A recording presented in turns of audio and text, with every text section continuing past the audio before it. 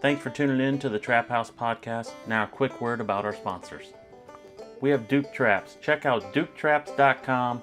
Duke manufactures over 40 different models of K-traps, coil spring traps, long spring traps, and body grip style traps.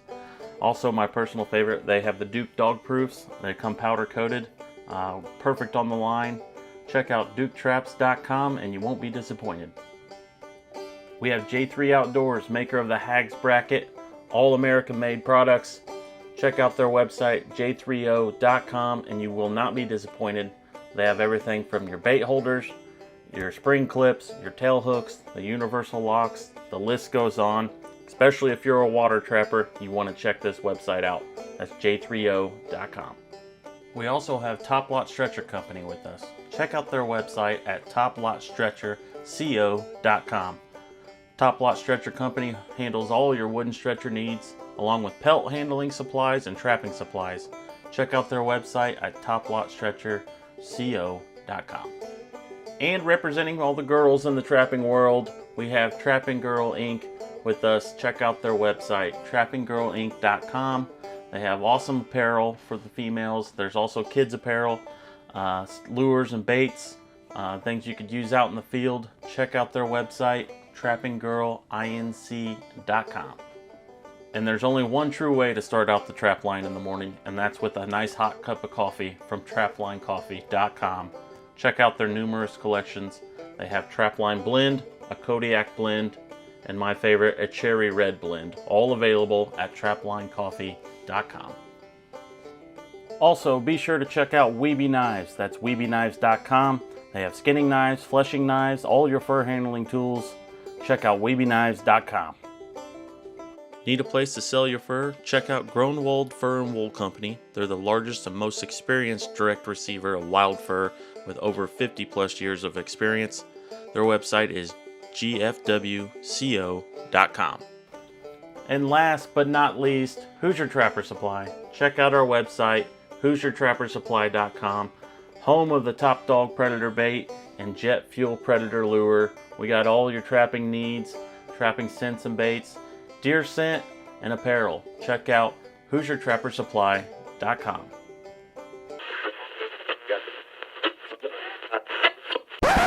All right, everyone, welcome back to the Trap House Podcast. We got a true mountain man with us today. We do. We're not talking about you, Charlie. No, I'm not in the I'm not in the club. Yeah. Paul Antczak's with us. Thank you for being on and spending time with us here.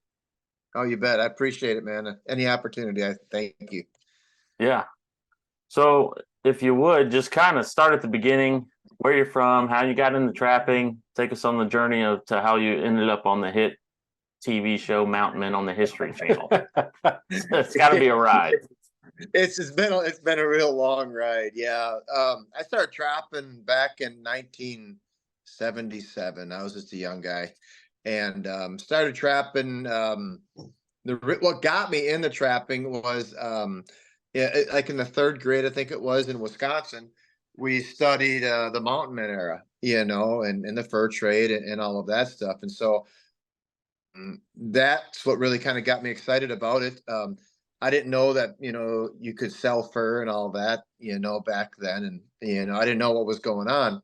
And so, I got a hold of some traps. I didn't have a father or nothing like that. So I kind of just went off and did my thing with it. And I was trapping like rabbits, and I know it was illegal, but I was trapping groundhogs and stuff like that in Wisconsin. That's a big no-no. But I was like 10, 11 years old, and my neighbor, Mr. Wilsinski, he came up to me and he says, "Why are you trapping them, rabbits and such?" He goes, "Why don't you trap some muskrats?" He goes, and I'm like, "Well, why would I trap a muskrat?" And he says, "Well, you sell the fur." I said, "Man, they're still doing that? I thought that stopped like 100 years ago, And he says, yeah, they're still doing that. So he took a look at my traps, and of course the stuff that I had was the wrong stuff. So he gave me the right equipment and showed me, what to look for on a ditch that he used to trap. And so I went down there and he goes, "When you catch that first muskrat," he said, "bring it to me." He goes, "And I'll show you how to skin it." Well, he worked at the aluminum plant, and I couldn't wait for Mr. Wilsinski to be home, so I went and skinned it, and I skinned it up the belly, and then I brought it to him, and he's like, man, you didn't listen to me, son. He goes, I'll throw that thing away. He goes, it's no good. And he goes, and go catch another muskrat. And so went down, I caught another muskrat, and then he showed me how. And so that year I caught 7 muskrats and a coon. And my fur check was $34.50. And I sold to Grunwald. They were at a bar in Waukesha, Wisconsin, down in the basement, and they're buying furs. I'll never forget it.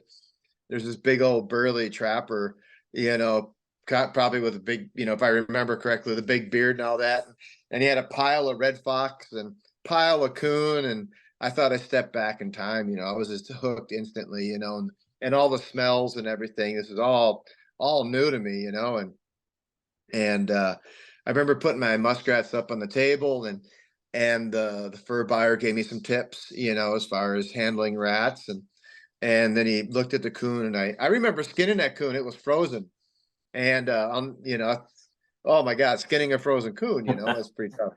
But so he looked at the coon. He's like, man, that's a really good coon. He goes, I'll give you $20 for it, and I just, my jaw just dropped, and so I was pretty excited to walk out of there with my first fur check, and it was all over from there. I was done, finished,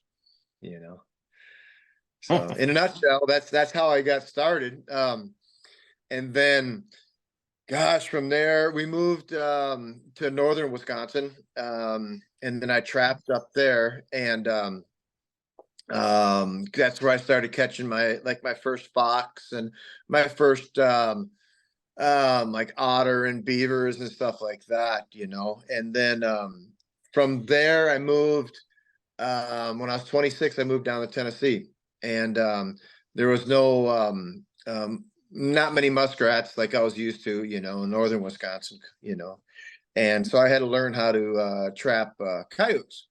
And so I started, caught my first coyote in a snare in a fence crossing.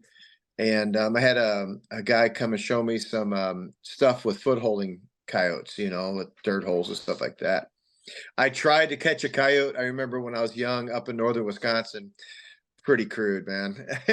I I'm kind of embarrassed to say this, but I had nobody to mentor me or nobody to show me how, but I think I nailed it was a deer hide, and nailed deer hide to the side of the tree, and then put some foothold traps underneath it. And I just couldn't.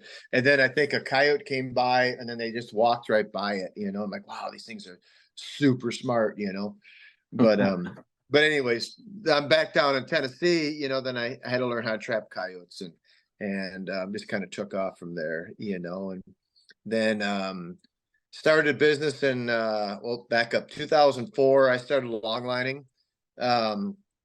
Going to like Illinois, Arkansas. I've been to Ohio. I've been to 9 states total, and worked a lot of you guys got a lot of flies by your place right now? I got flies like everywhere. Not real bad. Oh, they're horrible this year, and stink bugs. No, stink bugs. Yeah, we got those. They're everywhere.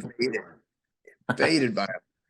But so then I started doing longline in about 2004, and would work the bounties for beaver and such. And then 2008, when the economy crashed, I started a business of all times, but I started a business called Predators Prey Wildlife Control, and that was in the Smoky Mountains, where I lived. I lived over there in Wears Valley, and it really took off, actually. I was giving I was getting a lot of jobs because I was giving good, honest, wildlife advice. There was a lot of franchise companies out there that were just, kind of taking people to the cleaners, and I charged it per squirrel, and a lot of those, what were they? Let me back up here. I'm going way too fast here. The cabin rental company, that's what it is. Yeah. The cabin rental companies. I remember I was meeting with them, and she's like, so you get charged, you pay you get paid per squirrel? I said, yeah, per squirrel. I said, I want to get paid for my success, and so they liked that because they had a lot of times where they were paying for jobs that just weren't done correctly, and they still had the problem. So my business really took off up there in the Smokies, and then I started doing contract work down in Alabama and all of that. Some in Ohio for predator management and stuff, and then what year was it? 2014, I think it was. 2014, went through a real horrible divorce, and I almost stopped trapping. My wind was kind of taken out of my sail, and I almost stopped trapping, and I was really getting kind of tired of catching coyotes and then only being able to skin half of them, because the fur just wasn't good, or they're rubbed up or off color, or red coyotes and all these weird colors that just really weren't sellable on the fur market. And so I started almost not trap anymore. I was ready to almost stop. And then my son and we took a trip out to Montana and to go visit my sister and stuff. And I'm like, I looked at my boy, I said, this is the United States. We can live wherever we want. I said, we don't have to live in East Tennessee. I said, we can move, and so we ended up just picking up and heading out here, and it was probably the best thing I ever did was move out to Montana, and now I got a whole new critter to chase, and and better fur, and my coyotes are marketable, and yeah, life's good. So in a nutshell. What part of Montana? I'm up in northwest Montana. Right now, well, when I first moved up here, I was just west of Kalispell and lived off grid. And so I sold during, I think it was 2021. I sold my off grid property, made a bunch of money, and became debt free, and ended up buying some property. I really don't even have an address. I live pretty far out in the bush. I'm surviving on Starlink Wi-Fi, which is awesome. But Yeah. but yeah, I don't even have an address. So I'm 13 sections north of Happy's in Montana, right off of Highway 2 there. So yeah, kind of northeast of Libby. Okay, all right. So, I- so that you're the first, I think, person that I've talked to that doesn't have an address, Paul. So that's kind of cool. I like it that way. I'm starting to run into some problems though, because they want me to do jury duty and all of that, and it's just not going to work out, and just I got to go to town. It's about an hour's drive to get my mail and such. But yeah, I closed my gate, and kind of nobody knows that I'm back here. It's nice. Yeah. They said if I do get an address, my mailbox will be 20 miles one way. So Okay. yeah. Okay. So what do you normally target on your trap line these days? A little bit of everything. Of course, the focus is always on wolves. You know what I mean?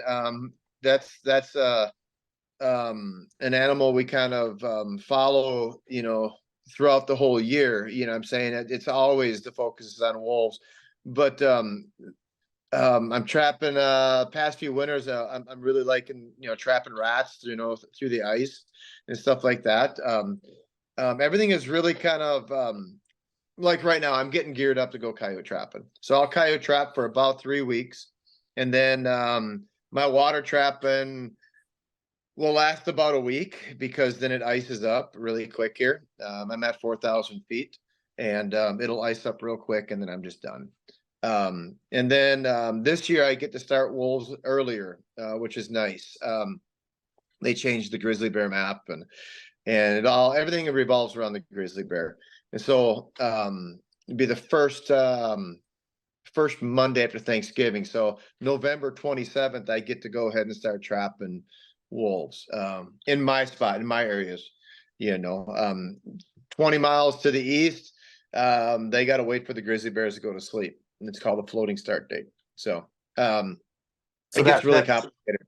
That's specifically just to avoid catching a grizzly. Yeah, to avoid catching a grizzly. Now they finally kind of listened to some of us, and you know, I'm in an area where there's no grizzly bears. I don't have any. I go to the east a little bit on part of my trap line, and then I got a pretty good size boar over there, grizzly that comes through. But otherwise, like right here, we just don't have the grizzly bears, you know. Mhm. So and what would suck is catching that cub, you know. It's dangerous for everybody. Yeah. You know.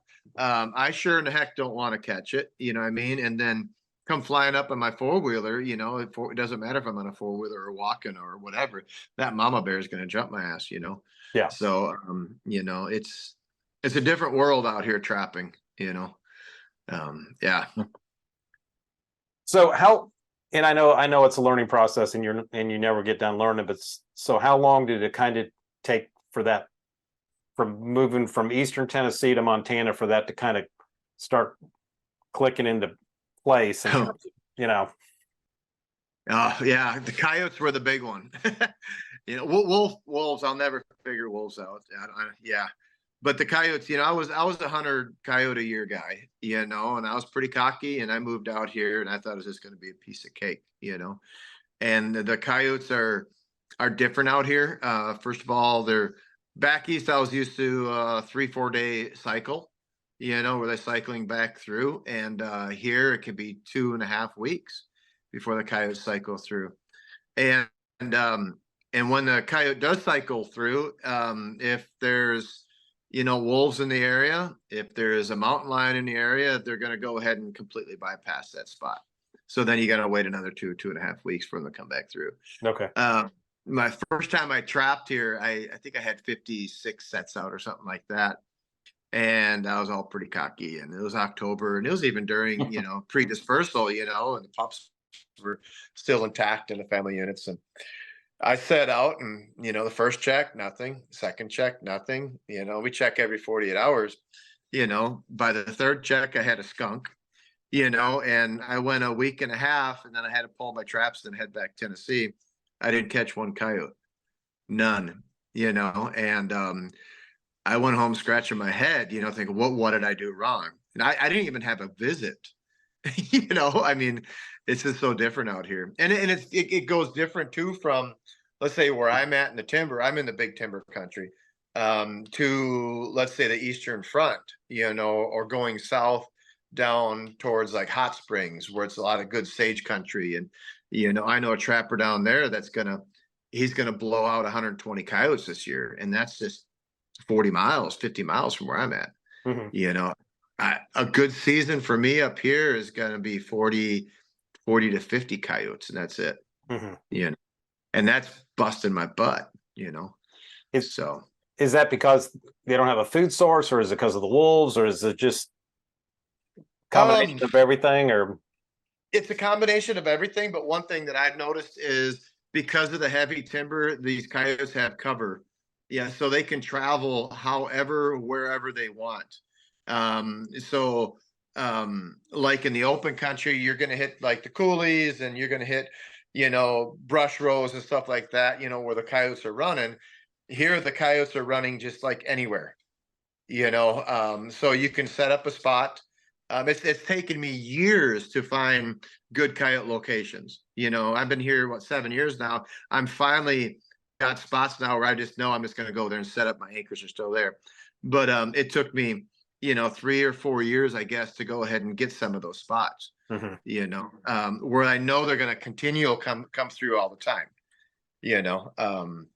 I don't know if that makes sense, you know. yeah, oh yeah, Yep. But there's food everywhere.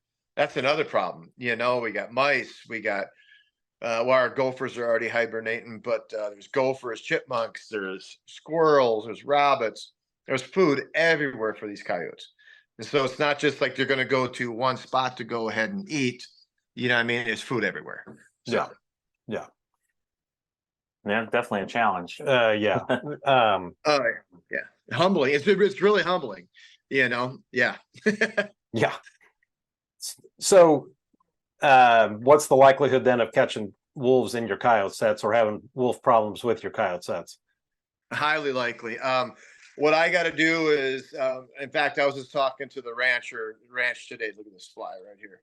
I was just talking to the ranch today, and she's like, "Well, you going to set that up in the back there?" I said, "No, I don't want to set that up in the back because I'm going to go ahead and hook in the wolves." So I really got to watch where I'm setting up, and you'll still hook into some. I got some spots where I know if I go ahead and set it up, give me a couple weeks and I'll have a wolf caught in a coyote trap. So yeah, there's a lot of things you got to do and consider before you start setting a coyote line out. It's crazy. Yeah. Yeah. I mean, here in the East, we have, we just don't have that. So Right. and as you know, so. Yeah. Well, I mean, with everything, I'm even like the lions, you catch a lion, it just ruins your day. It ruins the whole set area too, and then of course, you catch black bears and all of that. You just got to release them, I got that new release pole now, comes from out of Idaho. And it was funny. I got it last winter at the Idaho auction, and from that point on, I didn't catch a lion. So I didn't get a chance to use it yet. So is that the one that pushes the levers down? Yeah. So you don't have to, and you don't put any type of restraint on the animal itself. It's just strictly working off the trap. Correct. Okay. That kind of scares me though. A little bit. A bear is going to take off. But a lion, they're just like releasing bobcats. They kind of sit there in that one spot there for a little bit. And I've had them. I got some pictures where I've had them. They're ready to freaking pounce on me. Yeah. But so, anyways, we'll see. We'll see when it happens. Yeah. Hopefully it goes smoothly. No, it's a pain in the ass. So do you have Fisher and Martin too in your area, or is that something that? No, our fisher population is really low, and I think it is because of the lions. If you really think about it, it's the lion is about the only animal that would really kill a fisher, that or a cat, bobcat. The pine marten population is low because the habitat. It's they do a lot of logging here. They like that old growth timber. Okay. So, but yeah. Now I guess we're starting to get some fishers up in the Cabinet Mountains. Get them back, but I don't foresee us getting a season in a long time. Okay. Okay. Yeah. What's really coming? Gosh, dang flies. What's really coming back is the Wolverines. I started seeing them on my line last year. I know two guys one guy had a double in wolf traps, and another guy caught another Wolverine to the west of me here. So they're coming back pretty strong. In fact, I'm hoping to see a season come back, with them. So that'd be pretty cool. That would be very cool. Yeah. When was the last time Montana had a season on Wolverines? Do you know? Oh gosh, I don't even know. I don't think I was here. So maybe 10 years, I guess. I don't know. Yeah. That's definitely a bucket list animal for me. Yeah. Oh, yeah. Me too, man. Yeah, me too. I was talking with Fish and Game and about getting, the season, and he says, well, he goes, it's just not our Wolverines, it's also Idaho's, and Wyoming's, and so Wolverines travel so much, we share them, so yeah. Interesting. So Mm-hmm. So you basically go to coyotes and then you go straight to wolf trapping then? Coyotes, a little water trapping, and then wolf trapping. And of course, wolf trapping can be a little mundane, and just kind of boring, believe it or not. You're just riding the snowmobile a lot, until you get a catch, And so what I've been doing with my wolf trapping is also running some cat sets, and then like trapping muskrats through the ice and beaver through the ice just to break up the monotony of it, So, and I'm actually having more fun with that. Okay. Than the wolf trapping. The wolf trapping's great now that it's awesome, but it just gets a little boring. until you make a catch, Yeah. I mean, just because there's such a long period between catches and you got to run so much ground. Yeah, yeah, we got to check regardless. Even if you got a kind of a pattern on them, where they're not going to come back through for 3 weeks, or whatever. You still got to check them every 48. Okay. Which kind of sucks, but is what it is. Yeah. So you gotta. It's the wolf trapping is it's a mental game. It's mental, but money. It takes a lot of money to wolf trap, but it's more mental than anything. These guys and I did it a couple of years ago. I was doing my YouTube, and I was putting, almost a video out every day on my YouTube about the trials and errors of wolf trapping. You know what I mean? And so guys are getting on there, and they're like, so you're just setting traps, you're not catching it. You ain't caught a wolf yet. You know what I mean? Or it's been a month since you caught a wolf. This is the reality of wolf trapping. You know what I mean? It's not like back east where you're catching something every day, and so it wears on a guy's mind because you want to be successful, and a lot of guys, they give up because they're just tired of failing. I mean, as soon as you pull them traps, then the wolves come back to you. I got so many stories of that. One particular one last year, I went to the Idaho fur auction, and I took my son around and showed him the line, and I forgot to show him 2 sets. My crap. And I could have sent him a pin, but these traps are on drags and all of that. And I figured, well, I'll just go ahead and pull them. And then when I come back, I'll reset them. 2-year info sets. So I get back. He caught a wolf while I was gone, which was awesome. And I caught a wolf, I guess, while I was gone. And so I get back. I go to set them.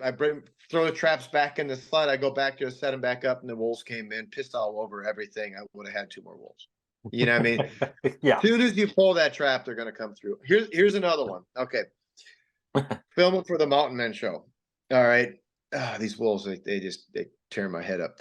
So we're filming for the Mountain Men show. I got 2 cameramen, an assistant camera, and the producer, and we're doing a dirt hole set. And so we get done, and then I put my foot in the trap and I throw it in the sled, and she looks at me. She goes, my producer, she goes, "You're not going to leave it set?" I said, "No, nothing's going to come here." I said, "Cameraman A over there is sitting on the ground filming me at a cool angle." I said, "This cameraman over here is chewing tobacco, spitting all over the place. The AC is running back and forth to the snowmobiles." I said, "You smell pretty." I said, "There's no way I'm going to go ahead and catch a wolf here, It was a week and a half later, I drove by on my snow machine, and there was wolf tracks all over that spot. You know what I mean? So you can say all day long, hey, do this, don't do that. When it comes to wolves, man, it's different every single time, and it just wears you out. So yeah. Can we make the assumption then that the human scent dissipated enough, or that didn't concern them, or I don't think it concerned them. Yeah. Well, the only when I see concern with wolves, like real concern with human scent, is when there's a single or a pair. And that was a group. That was 8 different wolves actually. And that were around that set. Okay. Because another set was disturbed where I pulled the trap out another spot and all that. When they're in singles and pairs, that's when there's a little bit more caution. When think of it like a gang, you know what I mean? A gang of inner city gang. And one gang member is all by himself. He's going to watch what he does. He's going to be really cautious on everything he does. You get 10, 15 of them, and then the mouths start going, and, and they kind of throw caution to the wind, A little more bold, because they got backup kind of, I see that with wolves a lot, so. So yeah. What's the politics of wolves in Montana right now? Have you still got certain segment of society that's against killing them? I mean, have you got that at bay? I know you guys went through the referendum a few years ago on trapping on public, and that came out fine for trappers, but yeah, you hear about the wolf wars out west here. It's a real thing. Yeah. It's all politics, man. We'll have to fight it all the time. In fact, they did it last year. I can't remember. I might be explaining this wrong, but there was a lawsuit, bam. And then the judge shut down wolf trapping and, and the whole deal. And then that went through, then it opened back up. And I expect the same thing again next year, this coming year too. It'll never end, it'll never end. Yeah. So we got, it's hard to explain. We can trap 10 wolves and we can shoot 10 wolves. Okay. With a gun. So you can't trap 20 wolves, you know what I mean? Or you can't shoot 20 wolves. It's 10 trapping, 10 hunting. Okay. I'd like to see it where it's just 20 wolves. Right. Either way, I mean, I even told him, I said, I'll pay for them. I'll pay for my tags. When you're trapping wolves in Montana, you get 10 free tags with your trapping license. If you're hunting, you got to buy those tags at, I don't know. I ain't bought a wolf tag yet this year, but I'll find out here soon because I got to buy them next week. So I told him, I said, I would pay $20 a piece for my wolf tag if I could use it for hunting or trapping, and I'll buy all 20. I'll drop $400 for my tags right now, all 20 of them, if we can use them with trapping or hunting. Right.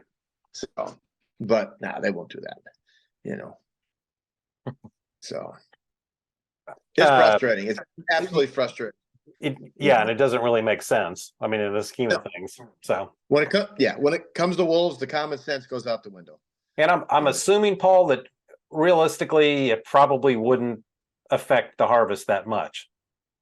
In the scheme of things. No. I mean, it's kind of like back east here. I mean, you could kill 20 deer legally or whatever it is, but most people will never do that. 2 or 3. So. Right. What affects our harvest is weather. If we now, I'm going to be starting on the 27th of November, and if I don't, and usually the big dumps of snow happen from about December 15th on. I did see it one year where it was pretty dry towards the end of December. If that happens this year, look for a big wolf harvest. It'll be a really big wolf harvest. Excuse me. That's because we're working in the dirt, Okay. And what happens with those big dumps of snow like that is the wolves change pattern. They really, really change pattern when all that snow is coming in. We get a lot of snow in like a 2-week period. Mm-hmm. And then what happens and it'll get down pretty cold too. We got good trapping snow, but what happens in January is it'll get up to like the 50s, and I've seen it 55 degrees and raining on top of 3 feet of snow. And then drop down cold again, and so it's like a big sheet of concrete through the whole, through the woods. And now the wolves, they can go wherever they want to go. Mm-hmm. They don't have to be narrowed down to, let's say, your snowmobile track, for easy travel, so that's when it gets really, really hard. Catching wolves is when that snow is so hard crusty, they walk across the top. It's tough. So is that you still foot trapping then? Are you snaring or both? Foot trapping. Still foot trapping. Okay. Mm-hmm. Okay. Yeah. Do you snare any wolves then? Yeah, I snared one last year. Yeah. Okay. Yeah, I don't use it. Probably, I would say about 5% of my rigs are snares. The rest is footholds. Yeah. Very seldom do I snare. The situation's got to be absolutely right. Because, your snare loops are 18 inches off the ground. It's perfect height for a white-tailed deer, perfect height for a mountain lion, perfect height for a black bear if they're still awake, or a young grizzly, and of course we got breakaways and everything. That was another argument of mine with the state, was we need to separate. What happened was they gave us snaring. Okay, I'm going to try to explain this. They gave us snaring a couple years ago. They said, man, we're just going to give these trappers something. We're going to give them wolf snares. They opened up wolf snaring. Well, as soon as they opened up wolf snaring, it went from the grizzly bear recovery zone to the grizzly bear occupy zone. So they gave us something, but then they changed the wording to be able to take something away. And so with the grizzly bear occupy zone, then they're like, oh, we can't trap there until the grizzly bears are asleep. So now we're going to have a floating start date. So with the snare came the floating start date. So my argument at the commission meeting a couple of years ago was, why in the heck did you guys put the snare in under the same category as the foothold trap? It's two different tools, and I mean, Canada knows that. I think Idaho knows that too. What happens is the deer, okay, we wanted to get it open like right around December 1st, first Monday after Thanksgiving. And so at that time, you got your second rut. The deer aren't herded up yet, okay, or yarded up yet. And so with hanging snares, you're going to go ahead and start cabling deer, which is the last thing we want to do. I mean, we're out there trying to save the deer. So if they would go ahead and separate, and it's all with the wording, you know how it is with wording and all, Right. they just, to change a word, they got to have to pass legislation and all that other stuff. It takes 5 years to do it. I mean, that kind of crap. So if they would change the wording and start the wolf foothold trapping like Canada does, they start October 15th, foothold trapping, like not even 100 miles from me. Actually, I think it's going across there. Yeah, it's 42 miles going across the Canadian line. Okay. Dave Warner up there is going to start. He's a good friend of mine. He's going to start wolf trapping with footholds October 15th. Same grizzly bears is what are coming in here. Okay. The snaring don't open up until December. Okay, after the grizzly bears are asleep, and then after the deer are herded up. I think it's end of December they start or something like that. They separated the footholds and then the snares because it's two different tools. Right. And so the commission listened to me out, and they're like, "Oh, that's a great idea, great idea." Never happened. It's still the same. So I don't think they want to make it better. You know what I mean? I don't understand it. So, and of course, I'm a trapper. I'm not a biologist. I'm a trapper. I don't know. So, how did you end up getting the phone call to be on the show, the Mountain Man? Oh, that's a good story. Yeah, I was actually running a wolf line. I was up towards the Ashley Divide, and I pinged a signal. I think I was shooting a YouTube or something like that, and I pulled my phone out of my jacket, and I looked, and it said Tom Orr on there, a missed call. And I'm like, oh wow, I've never talked to Tom before, and so anyways, I get down to the cabin and I give him a call, and he needed some wolf snares, and we actually talked about it in the first episode. And so I talked to him. I said, well, Tom, I said, I got this little YouTube, and he didn't even know what YouTube was. And I said, can we do a video, and I said, I'll give you the wolf snares, and he goes, well, I just need like 3. I said, no, you need like 12.5. I said, and I'll give you the stabilizers and the supports and all of that, and he says, well, let me talk to the producer, and so he called the producer up, and David's like, no, and that's what I figured, and so I said, Tom, I said, tell you what, I said, meet me for lunch. I said, I just want to meet you. I said, when I was back in Tennessee, my son and I would watch the show and be like, dream of moving to Montana, and we knew it'd be close to where he was at and such, and I'm like, yeah, I just want to meet you. I just want to shake your hand, take you out for lunch, and give you some snares. So we sat down at Antlers restaurant in Libby, and it was kind of neat because all these people are coming up wanting pictures with him. We're trying to have our lunch and everything, and he's such a humble man, just a kind soul. And I started showing him videos, of my trap lines and stuff like that, and then it was funny. He would always go back to show me more videos, and I wanted to talk about him and his rodeo days and get more, hear more stories from that. And he'd be like, let me see some more videos, and so it was about 2.5 hour lunch, and he's like, he goes, Marty retired. I'm like, yeah, I know Marty retired. He goes, I kind of wanted to retire. He says, he goes, but he goes, I can't leave the show without them having a trapper on the show. And he goes, would you take my spot? I looked at him, I said, what? And I said, I can't take your spot. You know what I mean? I can't do what you do, there's no way, And he's like, well, he goes, he goes, I think you do good on there, and and I said, well, I said, if you think I would do good, I said, I'll give it a shot. What the heck? I only known him for 2.5 hours, and before I go any further, he's not retiring, just so you know. So, but he's still doing a few shows.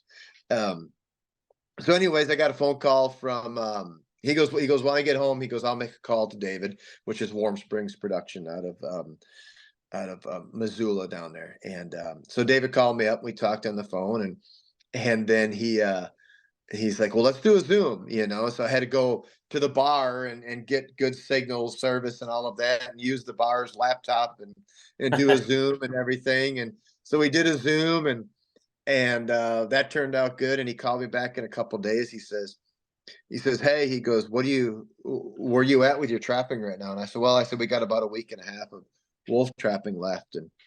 And he goes, hey, we want to come and shoot a audition reel with you. I'm like, oh, really? And I said, when do you want to do that? He goes, like in a couple of days. And I'm like, oh, really? He goes, yeah. He goes, the main producer, she goes, she wants to see you in your element. I said, all right, well, let's do it. I said, the snow's melting. I said, it's a muddy mess, and I said, but I got some rigs out, and we'll go run traps and do a thing. And so they got up there, and that night it like snowed 6 inches, and it just made it beautiful out. It was gorgeous. And so we got on the snowmobiles and stuff like that, and shot. It was that's when I really kind of learned how it worked. It was 2.5 days of filming. I had cameraman, guy that films with like Marty and stuff like that, and it was like 2.5 days of filming, drones and GoPros and all these different scenes and all of that. And it got like 5 minutes of clip. I got it in my phone. I got the video on my phone, and man, they made me look like a freaking rock star, and it was a lot of fun. But and so yeah, and so then I didn't get it right away, you know what I mean? Oh no, then they called me up, they said, hey, we're going to add 2 more episodes to season 11. Would you want to be on, the last 2 episodes? I'm like, heck yeah, of course, and so then that fell through, and then there was some other changes and character changes and all that, and I almost didn't get on the show. And they had to convince the History Channel that, hey, you really want this guy Paul. He's more. They're like, well, he's just a wolf trapper. No, he does more than that. So yeah, they're not regretting it now. So yeah. What's that mean? He's just a wolf trapper. It's not like you guys were Yeah. There's so many of them out over here. I know it. Well, they were afraid that's all I could do is just catch wolves, but Yeah. They had to explain that I did more than that, so, but That's a great yeah. story. Yeah, it's pretty cool. I'm excited. And then we incorporated that in the first episode, which is cool. I called up David. I said, hey, I said, I want to, I want Tom to introduce me as a character into the show. And David's like, why do you want to do that? And I'm like, well, I said, Tom can't really do no wrong. I said, he's got a huge fan base, and I said, and that it'll help me if I'm good with Tom, if everybody should be good with me, I said, because people get really critical, and he's like, oh, that's a great idea. And he says, he goes, it's funny you say that. He goes, they want that too. And I'm like, really? He goes, yeah. He goes, because Tom is the one that discovered you. And all that. So yeah, that's how we did the first episode. It was kind of cool. That is cool. So, yeah. So I'm glad go ahead. I'm glad I was found organically, is what they call it, instead of like YouTube or whatever. You know what I mean? Yeah. And honestly, guys, I'm doing the show for 2 different things. Two main things. One is number one is to promote trapping. I mean, that's my character. I'm a fur trapper, not just predator management, because there's a lot of that out there, and I mean, but fur trapping. We got to get fur trapping back being a subject again. It's not a bad thing. You know what I mean? And so of course, make trappers, and then, put trapping in a good light, but also, of course, some of it's for me, you know what I mean? I like living out in the bush. I like, I live off of solar and generator, and my nearest neighbor is 8 miles. I can't do that if I have to go and lay brick. You know what I mean? And I'm getting too old to lay brick and lay stone. My body's not able to do that anymore. So with the show, because it pays well, I'm able to live the lifestyle of living out in the bush like I do. If I didn't have the show, I couldn't do it. Well, that's awesome. Yeah, I'd have to be closer to town. So yeah. Yeah, it kind of goes hand in hand, Yeah, because the stuff they need to be showing on the show, this supports that. Right. Absolutely. Yeah. So I was just going to kind of back up a minute. So Paul helped with the Trappers College this year for the first time, and that's where I met Paul for the first time. He's friends with Doug McKenzie from Tennessee. So you guys have been friends for a long time. And Doug asked you to come out and help him with his class. So just to kind of give everybody a little bit of context here. But Tom Orr actually came to a fur taker convention. It was when it was in Wisconsin last time, and I can't remember the year. It wasn't that super long ago, but he was invited out as a guest, and I remember him just being a very quiet, like you said, humble person, and just talk to anybody, take the time to talk to anybody. He and his wife both, and I remember at the fur taker at the banquet, he and Gary Jepson kind of comparing notes and that kind of thing. So it was kind of cool. So yeah. You go to their house, and I've sat at that table many times that you see on the show, and it's almost like, how can I explain it? Time stands still. You know what I mean? But then it's like before it's 2 or 3 hours of conversation. You know what I mean? And there's everything from politics to life to trapping to, and you're like, oh my God, you look at your watch, like, I gotta go, Tom. You know what I mean? And he's the same way, so yeah, they're just amazing people, and they watch the show. They got I think Dish Network, you know what I mean? And so he watches the show, and I talk to him about once a week or so, once every 2 weeks. And he'll call me up and congratulate me on a good episode, or or whatever. It's cool. Yeah. So we're partially Amish. I don't have satellite at home, so I'm actually if I'm in a hotel, I'll catch up on the show, or whatever. So and I don't have the history app on where I'm streaming it from my phone. So how many episodes, Paul, do you have out so far this season that have been seen? Yeah, let me think. It's my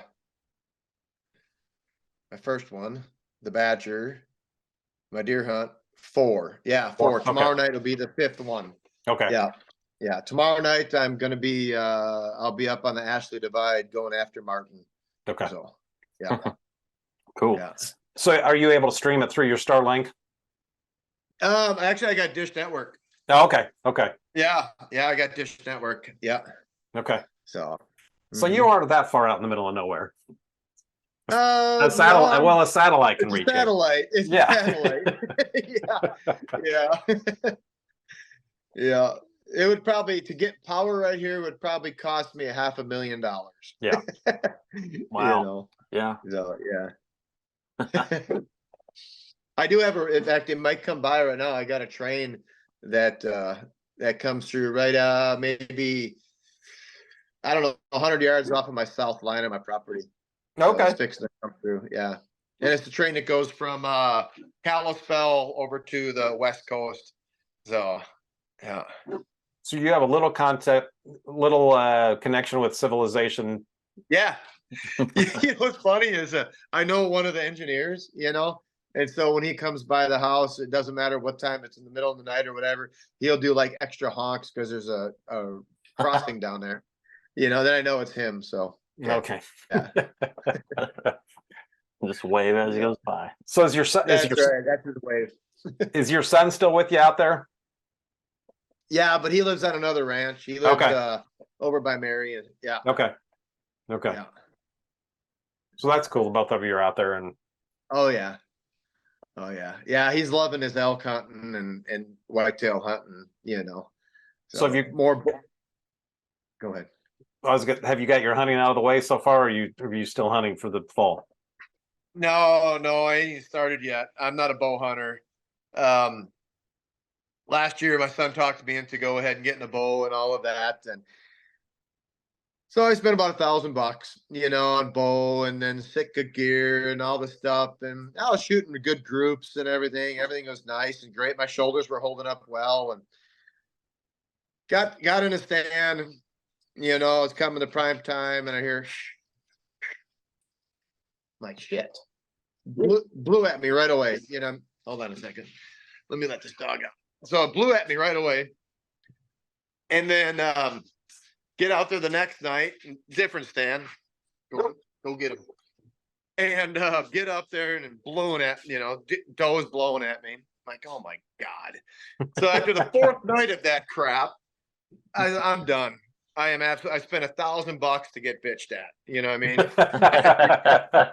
So, my son's got my bow right now, and I'll just go ahead. We can only kill one deer, so whether it's a mule deer or a whitetail, So I'm gonna go ahead and save my tag for a nice buck this year. So last year I had to shoot one on the show, and we watched that at the college that episode, didn't we? Yeah. And so that was a tough hunt, So this year I get to actually go hunting. So Okay, good. Well, you had a lot of distraction while you're hunting. So yeah, with the cameraman and. Oh my God. Oh, that's a whole nother episode in itself we could talk about. Yeah, it's fun. It's a lot. Actually, filming these episodes, it's a lot of fun, man. These people become like family, Man, I just love them dearly, Yeah. So, yeah. I thought it was funny that EJ Kelly, who lives in northwestern Wyoming, when we were sitting around watching the episode at the Trappers College, he would not watch it. He wanted to sit out on the porch and whatever, because I guess he and his wife watch it, or girlfriend watch it together, so he didn't want to spoil it for himself. So yes. Well, you know what's funny? He called me. I think it was last week or the week before, and he just got done. Well, him and his wife or his girlfriend or his wife or whatever. They watched all the episodes, together or whatever. And he called me congratulating me. And that was so nice to get that phone call, from a respected trapper, say, hey, you're doing a great job, promoting trapping and all that. And I appreciate you and stuff like that. I really enjoy those phone calls or those messages like that, Yeah. So, yeah.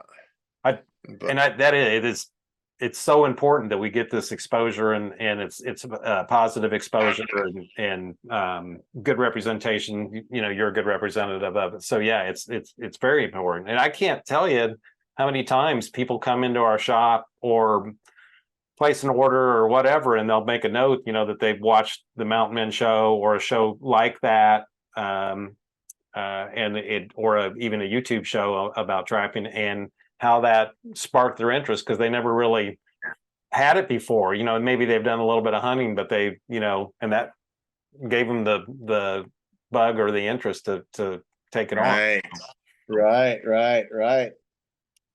Oops. What did I do? Did I hit something? Okay, there it is. There you go. Let me get this out of my way. There it is. Yeah, you're back. You're good. I had a message wait time. So yeah, no, I get the same thing with my YouTube, Montana Wolf Trapper. Yeah. I've had 5 or 6 guys call me up and say, hey, or send me a text, hey, I caught my first wolf because of you. I appreciate it. Yeah. And holy cow, does that feel good? You know what I mean? To be able to do that, So yeah, we're reaching them, Right. So yeah. Yeah. So does Montana have I'm not sure exactly how that works. In Idaho, they got this bounty system for wolves where they're paying. Don't call it a bounty. Don't call it a bounty. What's the proper term? What's the proper term? The proper term is a reimbursement. Okay. Okay. Yeah. The animal activists and all the AR groups, they want to call, fly. They want to call it a bounty. You know what I mean? Because then that just puts it in a whole different category of bounty or whatever. Okay. And it's a reimbursement. I got to save all my receipts. And I do not get my reimbursement check unless I have receipts to prove it. Okay.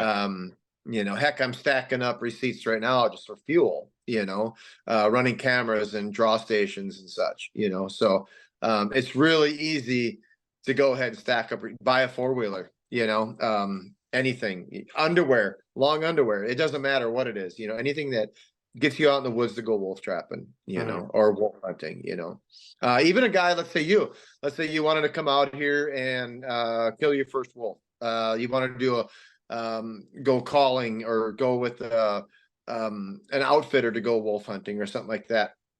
Join the Foundation for Wildlife Management. It's like $40 a year. Save your plane tickets, your receipts, all of that stuff. Kill a wolf in region 1 where I'm at, and you'll get a check for $1,000. Okay. It'll pay for your trip if you kill. Yeah. So, or part of your trip, what I mean? Sure. So, but it's not that easy. I mean? I wish it was that easy. Yeah. But it's not. So in Montana, do you have to take a class first like they do in Idaho? Yeah. Yes, sir. Yeah. Okay. Yeah. We gotta, it's more ethics than anything, Right. Which is really important. But I mean, we're using big traps, really big rigs, right. So, Right. What's your trap of choice? I like the Kendall No BS Wolf Extreme. That's probably my favorite. It's a good trap. Okay. Yeah. What about coyote trapping? Coyote trapping, I'm liking the I just went through a whole bunch of traps. I had to go through everything again this year. And the ones that had the least problems was my Bridger number 3 modifieds. Okay. And I do everything the same. I mean, same antifreeze system and the whole deal on all my traps. And the ones that had the least problem was those traps. Yeah. So. So how'd you feel about East Tennessee coyote versus a Montana coyote? Oh God. It's not even the same animal. They're a completely different animal. Yeah. And and guys can say, "Oh, BS on that, BS," but it's true. It's a completely different animal. I was trapping Tennessee when we actually had some of those narrow, the snouts on those coyotes, eastern coyotes, are getting wider and wider and wider. If you haven't noticed, the yellow in the eyes are going away. They're getting to be more brown-eyed dogs. So when I was trapping back there, I seen that transition. I can look back on some of my pictures, and then the coyotes here, they're a purebred. You know what I'm saying? These are pure coyotes, and they act completely different out here. So they're not. I remember a few years back I said the wrong thing and I hurt somebody's feelings on Facebook and something about how smart these coyotes are or something like that and blah blah blah. And I think it all started out, I mean, I even boil my cable steaks here. I mean, every precaution I take, with these coyotes. And so this guy says something about, oh, so you're saying our coyotes are dumb? It's like, no, that's not it. These coyotes out here have been shot at. They've been everything's been trying to kill them for thousands of years. Yeah. And so that's bred into them coyotes, what I'm saying? And it's a year-round thing, these coyotes get killed. The dumb ones don't make it to breed here, and it's just a different coyote, and they're so cautious. These coyotes are so cautious as it makes them appear to be super smart. They're not super smart.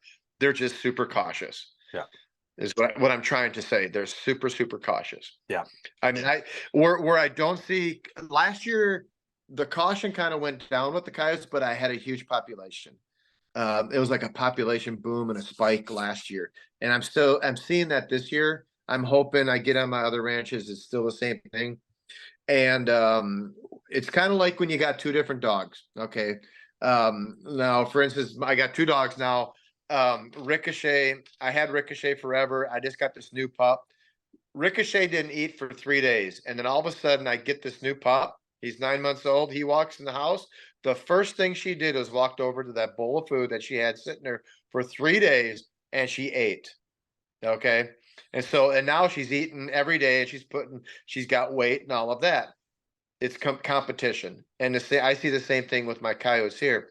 When I have a lot of coyotes, I'll go ahead and start running dirt holes and bait. You know what I mean? And it's just, it seems like the caution goes down, so. Yeah. Yeah. So how do you sell your fur out there? You go to take it to the auction or? Man, the Mountain Man show is great. I'm sure. This past year, I kind of knew what was going to happen. And so this past year, I took all of my fur and I sent it to Moyle Mink, and I wish I would have had more. But, I had the big tanning bill, a few $1,000s. And I got hooked up with where Tom sells his stuff at the Willow Bend Trading Post up in the Yak. And I'm all sold out on coyotes. Right at $200 a piece, tanned. My beaver, I started skinning my beaver case method. And that's so I can utilize the belly fur and the back fur. And I'm all sold out on them at $220 a piece. I'm working with I don't know if you heard of Jeff Schlenk over in Cutbank, Poor Boy Sporting Goods. Yeah, I don't think so. Okay, he's a garment maker, and he has the contract with the Alaskan State Troopers, and so he makes, he's making all my garments. And this year I decided to go ahead and target towards women. Their hands are always cold, you know what I mean? So a lot of fur mittens, and those are selling like hotcakes. I just talked to Jeff today, and we're working on a new design with some bobcat belly and stuff like that. And so as soon as I get them in, they go up there to the Yak up there, and they're like literally sold as soon as they hit the Facebook and however they sell them, So yeah, it's become a great little income. Yeah. Goes quick. The only thing it's not selling is my muskrats. So I tanned 85 muskrats this year, and I don't know why I did that, but I got more muskrats than I need. So yeah. But So Paul, prior to the Mountain Men connection, how did you sell? Well, the coyote market was better prior to that too, though. So yeah, absolutely. Yeah, I was selling. I sold a bunch of fur, of course, up at NAFA, and then they crashed, and then I went to the Idaho sale. Okay. That Idaho auction, that first one in January, is an awesome auction. I even encourage guys from back east. They got a strong otter market. Skin your otters with the feet on them, send them to Idaho. They're doing $80, $85, per otter.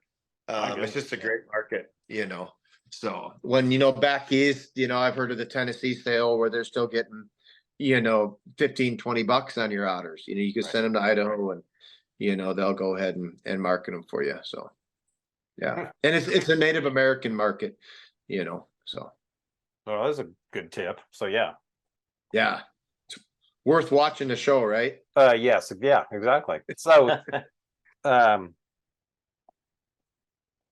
lost my train of thought. So, I guess never mind. Right. Yeah, he got excited about the otters. About the otters. Yeah, he's already out there otter trapping. Yeah. I know what I was going to ask you. Going back to the wolves, does the state have a type of quota or anything, or do they just reevaluate every year? Or yeah, they took away. I can't remember what our quota was at. They dropped it. It was at 195 for. I think it was 195 for Region 1. I'm in Region 1. Region 1 is the size of Yellowstone, approximately. We have 5 to 6 times the amount of wolves that Yellowstone has. We're sitting at 500 wolves, approximately, according to their IPOM method of counting, and 80 packs. Okay, so we were at 100. Our quota was at 195, and sure, we never even got close to it yet. I mean, mostly because the rules are set up for us to fail. you know, that's a whole nother episode. But so this past year they went and dropped us down. They wanted to drop us down to 120 wolves. They're going to take 75 wolves away from us. You know, we all kind of panicked, you know what I mean? And then we had a meeting at the FWP about it, and they just stood up and they did their whole spiel on why they wanted to go ahead and take away that many wolves. And I listened to it. And the main thing I heard was lawsuit. And the whole reason why they did that is because they're afraid they're going to get sued. You know what I mean? So it really kind of frustrates me that that they just won't stand up for what needs to be done, which is good, solid predator management. You know what I mean? And the commission ended up giving us back. Gosh, these flies. When I get off this phone, I'm going to go on a fly killing spree, you guys. But anyways, so the commission met and they gave us 11 more wolves, I think it was, for Region 1. And of course, they took wolves away statewide, you know. And what's nice about what the commission did is they said if it's, let's say, getting into January and more wolves. So, which is cool because usually they're going the opposite way. Yeah. You know, that gives me a little bit of faith, you know. Yeah. But interesting. Yeah. I'm set up on a new ranch right now. Where I'm at, my old trap line, this would be like the furthest north I would go, you know, because it's just so far out. And then I'd trap a little bit up here, then I'd turn around and head back south, you know. But now with me living up here, now I can go south, and then I can even go further north into my backyard's 450,000 acres of the Kootenai National Forest. Okay. So there's no telling how many wolf packs are up in there, you know. But so now I can go north. But I'm hoping that, you know, with the snow, it was starting on the 27th of November. I'm hoping to kind of tag out pretty quick, you know, is what my plan is. But that could change, you know. Yeah. But it's going to be a good season. It really is. It's going to be a really good season. So. Well, this has been great. Yeah, it's been a good. Thanks for filling us in on everything. A good conversation. So, do you got any last minute things you want to mention, Paul? Kind of hit me on the spot. Let me think about it, because you know, yeah, you know, trappers, especially in the wolf trapping. Let me talk a little bit about this. And you know, I mentioned earlier that, you know, I have sometimes more fun muskrat trapping than I do wolf trapping. You know, I remember trapping coyotes back east and running coyotes, and then being on, you know, Facebook and all of that stuff. And there was a lot of egos with coyote trapping and all that. If you think there was a lot of egos with coyote trapping, you should see the egos with wolf trapping. Yeah, I imagine. It's kind of disgusting, you know what I mean? And you know, now, you know, people ask me what my numbers are, and now I say, you know, more than most, less than some, you know. I don't give numbers anymore. I wish guys would just look at the big picture and just start helping these other new wolf trappers out. You know, I mean, I got a guy now that I'm working with. He's 30 some years old, and I'm going to show him, you know, I want to give him 15 different sets before he starts wolf trapping, that where he can go and troubleshoot and, you know, get out in the woods. But there's just so many egos out there, and guys won't, you know, I don't know. It's kind of it's a different community. Yeah. You know, so yeah. And I just wish that the egos would stop, you know what I mean? And and everybody just, you know, go back to what it always should be. It's trapping, you know. Right.